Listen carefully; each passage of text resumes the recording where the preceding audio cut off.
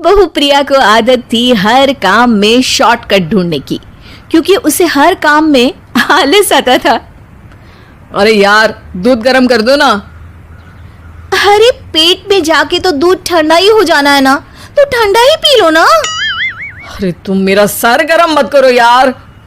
अच्छा है, सर गर्म हो जाए तो सर पे दूध रख लेना, वो भी गर्म हो जाएगा। एक बात बताओ, तुम इतनी आलसी क्यों हो? अरे बोलो ना, इतनी आलसी क्यों हो? प्रिया, जवाब दो। जवाब देने में आलस आ रहा है। पति वहां से उठ के बड़बड़ाते हुए खुद दूध गर्म करने चला जाता है और प्रिया अपनी आंखें बंद करके सोफे पर लेट जाती है।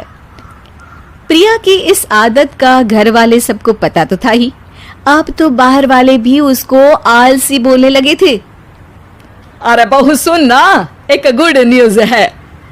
क्या माँ जी, आप सब कुछ मेरे नाम करने वाली हैं क्या? अरे बस तेरा दिमाग पैसों में ही लगा रहता है। माँ जी, आपको तो पता है कि मैं गांधी जी की कितनी बड़ी फैन हूँ, और गांधी जी तो नोट पे ही मिलते हैं ना, इसलिए पैसों के अलावा कहीं दिमाग ही नहीं रहता। वैसे गुड न्यूज़ क्या है?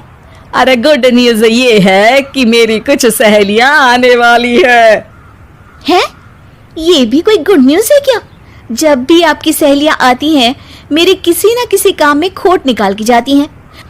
हमेशा कोई कमी दिखी जाती है उनको मेरे काम में, और मुझे आलसी बोलते हैं वो लोग। अरे तो ऐसा समझ कि आज तेरे पास मौका है उनकी नजरों में अच्छा इंप्रेशन जमाने का। कैसे कैसे?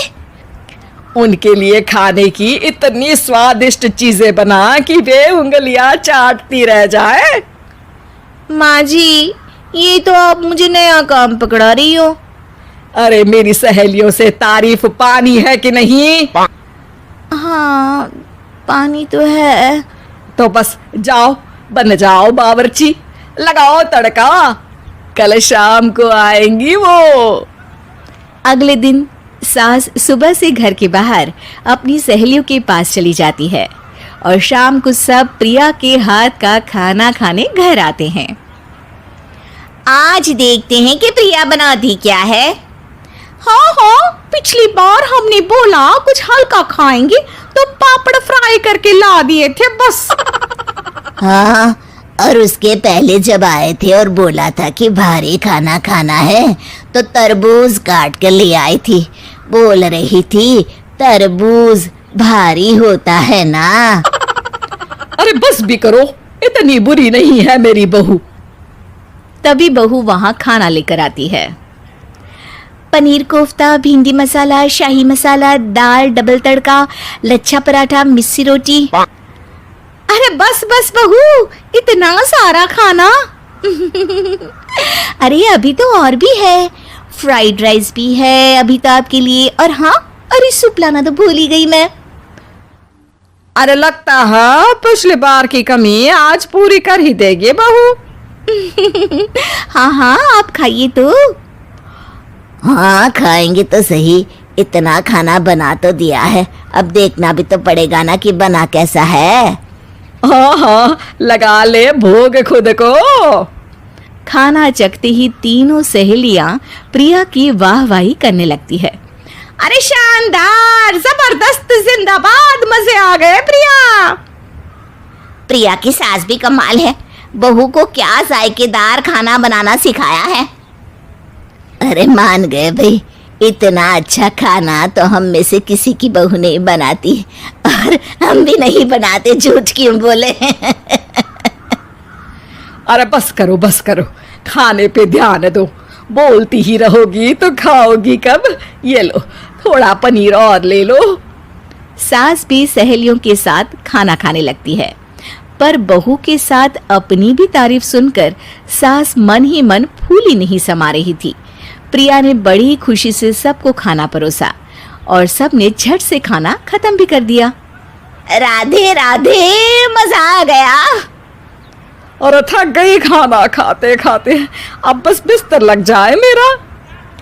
अब तो जब भी मेरे घर मेहमान आएंगे प्रिया को ले जाया करूंगी खाना बनाने के लिए, मेहमान भी खुश हो जाएंगे। सास खुश है कि प्रिया की इमेज अपनी सहेलियों के सामने काफी सुधर गई है। प्रिया खाने के बर्तन समेटती है। इतने में तीनों सहेलियां हाथ धोने किचन में चली जाती है। तभी एक सहेली देखती है कि किचन स्टैंड पर कागज पड़ा हुआ है। वो सोचती है कि कागज को डस्टबिन में डाल दे। जैसे ही वो उसे उठाती है तो देखती ही रह जाती है। दरअसल वो एक बिल है जिसमें वो सारी चीजें लिखी है जो उन्होंने अभी अभी खाई है। वो चुपचाप बिल उठाकर बाहर आ जाती है और उसके पीछे बाकी दो सहेलियां भी आती हैं।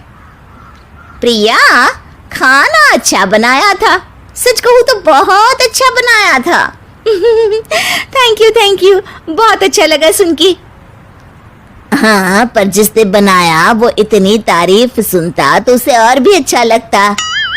क्या मतलब? ये बिल देखो, तुम्हारी बहू ने ऑनलाइन ऑर्डर किया था खाना। अरे तारीख तो आज की ही है ना? हाँ, आज की ही है। प्रिया, ये सब सही है क्या? प्रिया अपना सर झुका लेती है।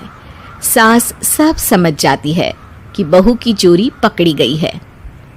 इतना भी आलस अच्छा नहीं प्रिया। अरे बता ही देती कि बाहर का खाना है, मैं बाहर का खाना खाती नहीं हूँ। तीनों सहेलियां वहां से जा रही होती है कि तभी उनमें से एक मुड़कर कहती है, अब ये तो बताओ कि खाने की रेटिंग बहू को दे या डिलीवर करने वाले को। प्रिया समझ जाती है कि शॉर्टकट लेने की वजह से उसके साथ सास को भी ये बेइज्जती झेलनी पड़ी और वो कसम खाती है कि अब से शॉर्टकट से नहीं, मेहनत से काम करेगी।